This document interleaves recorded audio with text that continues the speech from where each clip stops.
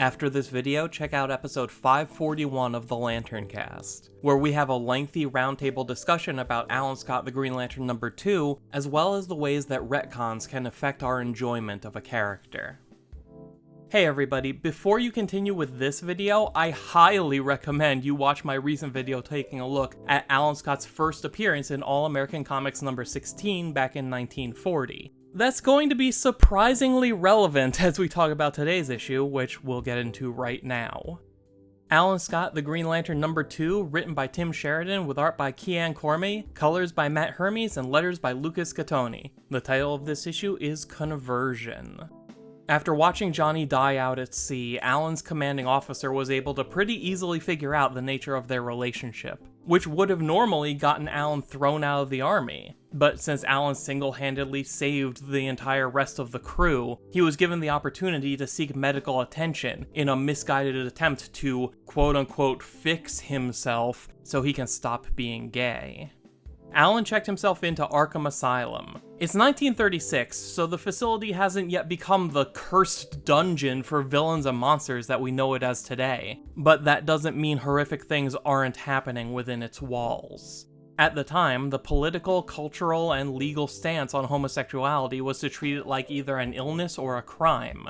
Best case scenario, you ended up in a place like Arkham, where a staff of professionals will do whatever it takes to make you fit into society's very narrow definition of normal. Alan befriends a fellow patient who goes by Billy and refers to herself with feminine pronouns, which Alan respects. They've become close friends in the months since Alan arrived, and it's genuinely helped Billy through some dark times. As thanks, she made Alan a present in the asylum's workshop, a green train lantern made from some metal junk that the staff found. Alan loves it and wonders how Billy knew that he studied railway engineering. Billy doesn't have a good answer, it just came to her, as if the metal wanted to become a lantern. But she liked the idea since Alan helped chase away her darkest thoughts, and it seemed appropriate to give Alan something that he could use to chase away his own darkness. To that point, Billy wishes Alan would just check himself out of Arkham and go back to his life, because there's nothing wrong with him. But Alan's feelings have only become more complicated since Johnny died. Alan spent his entire life believing that a romantic relationship between two men was wrong, and even when he was with Johnny, he was struggling with it. The thing that anchored Alan and allowed him to be happy was Johnny. And now, in all of his grief, Alan wishes that he could just pretend that whole aspect of himself never existed. He wants to get cured, so he can live exactly the sort of life that society expects him to live, and let his so-called deviancy die with Johnny. That night, Billy didn't come back to her room. A week went by with no sign of her, and Alan was worried. All he wanted to do was apologize for storming off after their argument, but nobody would tell him what was going on. But even worse than Billy's sudden disappearance is what happened when she finally came back, being pushed in a wheelchair with a head wrapped in bandages. The doctors at Arkham Asylum indulge in the pinnacle of 1930s medical technology, which is to say that they have no issues with administering electroshock therapy to patients. Today, we know that can cause irreversible brain damage, though to be honest, I don't think that knowledge would have dissuaded the staff from continuing to use it. Billy had undergone a week of quote-unquote treatments, and come back different, docile, confused, unable to make sense of the world around her. The staff is pleased, because as they see it, the deviancy was ripped right out of him. The nurse makes a point to call him Mr. Billings, and proclaim that he's cured and can go back home to the same family who had him committed to Arkham in the first place. Alan tries to talk to Billy, but Billy doesn't know him. Alan is beside himself with grief. How do you even process that kind of cruelty, especially coming from the people who are supposed to be helping you? His secret weapon in all of this is that since he checked himself into Arkham in the first place, he's free to check himself out whenever he decides that he's ready to re-enter society. So Alan could just leave anytime he wants to. But now that he knows the truth about this place, how could he just save himself while abandoning every other patient in the deviancy wing? That wouldn't be an issue much longer. The director of the asylum reads the journal that Alan has been keeping and uses it as justification to suspend Alan's rights and have him officially committed, meaning that he was now a prisoner who couldn't leave until they decided to let him go. He was immediately thrown into a session of electroshock therapy.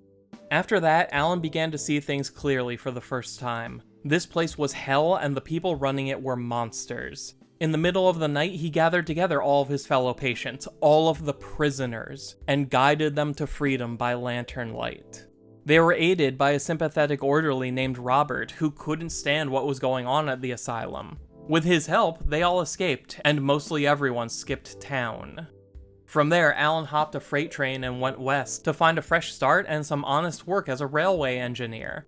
2 years later, Alan was the head of a very successful business that was growing quickly enough to make his competitors very angry. Specifically, a rival engineer named Decker, who had lost one too many jobs to Alan and his company, and decided to eliminate the competition through sabotage. As soon as the train carrying Alan and his associate Jimmy began to cross the bridge, everything exploded. The train and the bridge were in ruins and everyone on board was dead. And just as Alan Scott succumbed to his injuries, a green light engulfed him. All these years later, he still carried Billy's lantern with him. Their friendship had been his guiding light ever since the night he led the Arkham breakout, which was the very first time he stood up in defiance of the world and saved lives by the light of a lantern. And that same lantern now restored Alan better than new, because along with a second chance at life, the lantern had bestowed upon him power unlike anything he'd ever imagined. Flash forward to 1941, Alan Scott has been the Green Lantern for a couple years, and he's in the process of hunting down a killer on the loose in New York City. According to witnesses, the killer is dressed like Green Lantern. Alan has been scouring the city all day and night, refusing to stop even to recharge his ring. His friend Derby has to bring the lantern to him, so Alan doesn't waste any time that he could spend searching. What's got Alan so frantic is the identity of the murder victim and the way they died. It's Robert, the orderly who helped everyone escape Arkham and set Alan down the path to find a better life for himself. And if that wasn't bad enough, Robert shows signs of being drowned while also being covered in second-degree burns. Drowned and burned at the same time, just like Johnny was when they encountered the Crimson Flame out at sea. Someone is very clearly sending a message to Alan Scott, and the Green Lantern is determined to put a stop to it. But that may be easier said than done, because high in the sky, calmly overlooking the pier, is a figure clad in a red version of Alan's costume, glowing with a distinctly crimson light. If everyone who gets too close to Alan is a potential target, I wonder if that means Derby is going to get attacked next, since he did just help Alan recharge his ring in the middle of the city. I assume Derby is safe, since he was Alan's most trusted friend throughout the entire Golden Age, but it would still be fun to see him try to thwart his own kidnapping until Green Lantern shows up to save the day. Derby's only appeared in a few pages of this story so far, but his importance can't be overstated. Not only does he know all of Alan's secrets, he's completely accepting of all aspects of Alan's life, and is the one friend Alan doesn't push away. Alan was already isolating himself from other superheroes before he found out that people close to him were being murdered. It seems to me that this whole story is meant to help Alan work through past trauma and make him realize that he doesn't always have to be alone. He can find people he trusts and let them in, and they'll all be stronger for it. I wouldn't be surprised if the final issue of this miniseries ends with Alan officially joining the JSA, maybe after they help him with the last big battle, but we'll see. Now let's talk about Billy. Boy, oh boy, did I ask the right question or what? In my video covering the very first appearance of Green Lantern in 1940's All-American Comics number 16, I pointed out how strange it was that Billings, the person who literally made Alan's lantern, was just out there in the world and Alan never crossed paths with him. I even said it presented a good opportunity for a writer to come along and tell a new story someday. Well, here we are. We knew basically nothing about Billings, only that he was a patient in an asylum, he made Alan's lantern in a workshop, and he was released when the people running the asylum decided he was all better. It was a total of 5 panels, and this issue fleshes that out to an incredible degree.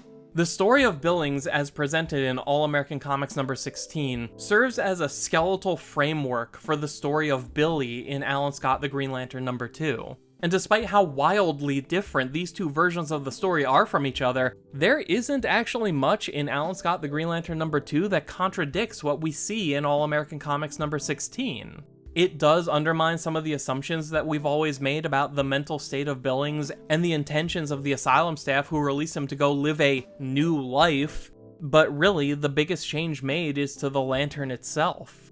In the original version of the story, the Emerald Flame says that it'll shine brightly 3 times to bring death, then life, then power. We've always understood that to mean a total of 3 times ever. Once in China, again in the asylum with Billings, and the final time with Alan.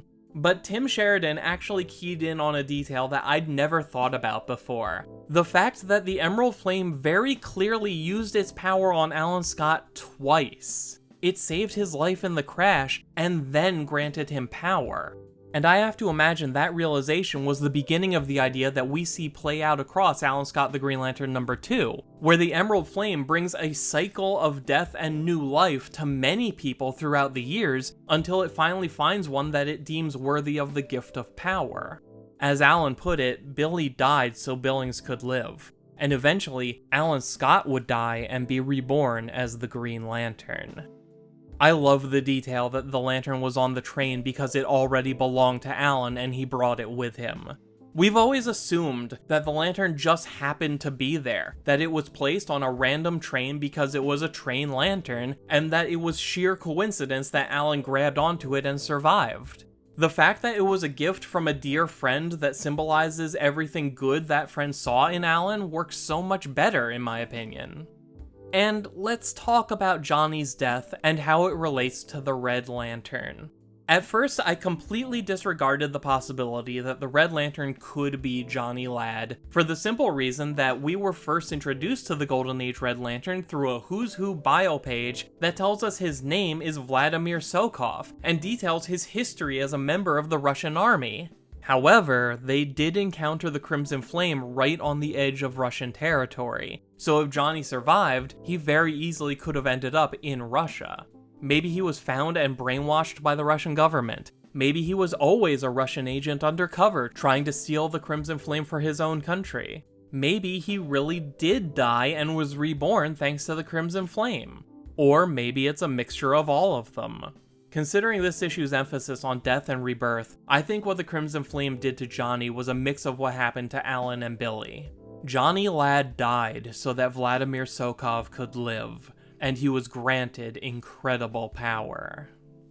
These first 2 issues have been very light on superhero action, but more than make up for it with a compelling, character-driven story that's putting in a ton of work to flesh out what's always been a very abbreviated origin story. It feels like so much has happened already, I kind of can't believe it's only been 2 issues.